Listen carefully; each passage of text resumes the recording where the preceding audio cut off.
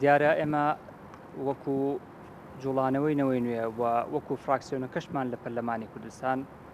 هەر لە سەرەتای ئەو هێرشانەی سوپای تورکیا بۆ سەر ڕۆژئاوای کوردستان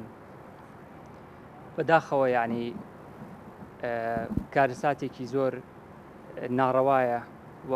ئیدانەمان کردووە و وەکو جوڵانەوە کەشمان بە بەیاننامەی فەرمی لە بەرواری 10 ئۆکتۆبەری 2009 ئیدانەی ئەو هێرشانەمان کردووە بۆ سەر لە ڕۆژاوای کوردستان و هەڵوێستی خۆمان دەربڕیوە. بەڵام بەڕاستی ئەوەی کە تاڕادەیەکی زۆر جێی شەرمەزاریە ئەوەیە کە ئەم بینایی ئێمەتیاین ئەم پەرلەمانە لە چاو پەرلەمانەکانی ئەوروپا و لە چاو کۆنگرێسی ئەمریکایە زۆر بێ هەڵوێستتر و بێدەنگتر بووە لە بەرامبەر ئەو ستەم و هێرشانەی بەرامبەر خوشک و برایانمان لە ڕۆژاوای کوردستان ئەنجامەدرا.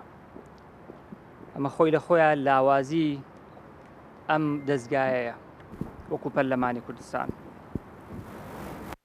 و بەداخیشەوە قوربانی دەستی کۆمەڵە سیاسیەکی بەرژەوەندخوازە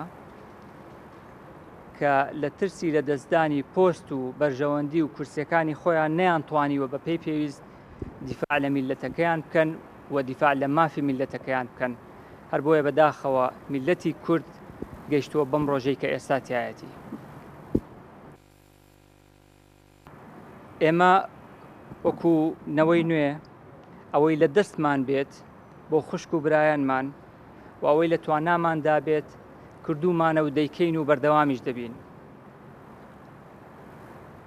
خۆ ئەگەر هیچیشمان پێ نەکرێت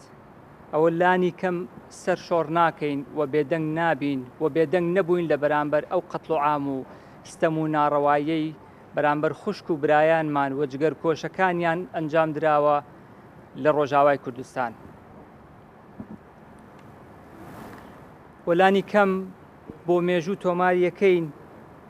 کە ئەو ڕۆژگارەی خوشک و براکانمان لە ڕۆژاوای کوردستان شەهید دەکران و بۆمبی جۆرا و جۆریان لەسەر تاقی دەکرایەوە. ئێمە وەکو زۆرێک لە حیزب و لایەنەکانی تر و پەرلەمان و حکوومەت و سەرۆکایەتی هەرێم بێدەنگ نەبووین و بێ هەڵوێست نەبووین و بێدەنگ و بێ هەڵوێستیش نابین و پشتیوانی خۆمان و دەنگی خۆمان خستۆتە باڵ خوشک و برایانمان لە ڕۆژئاوای کوردستان و بەردەوامیش دەبین لە پشتگیریکردنیان و ئەوەی لە دەستیشمان بێ کەم تا زۆر بچووک تا گەورە لە هەڵوێستێک لە قسەیەکەوە لە هاوکاریەکەوە لە هەر شتێکەوە بێ بەو پەڕی تەواضع و بەشانازیەوە بۆ خزمەتی خوشک و برایانمان وەکو نەوەی وەکو جوڵانەوەی نەوەی نوێ و وەکو فراکسیۆنەکەشمان لە پەرلەمانی کوردستان ئامادەین و بەردەوامیش دەبین. سەرکەوتن بۆ میلەتی کورد و خوشک و براکانمان لە ڕۆژاوای کوردستان و ئەو پرۆژێ تا ئێستا هیچ قسەیەکی لەبارەوە نەکراوە لە پەرلەمانە.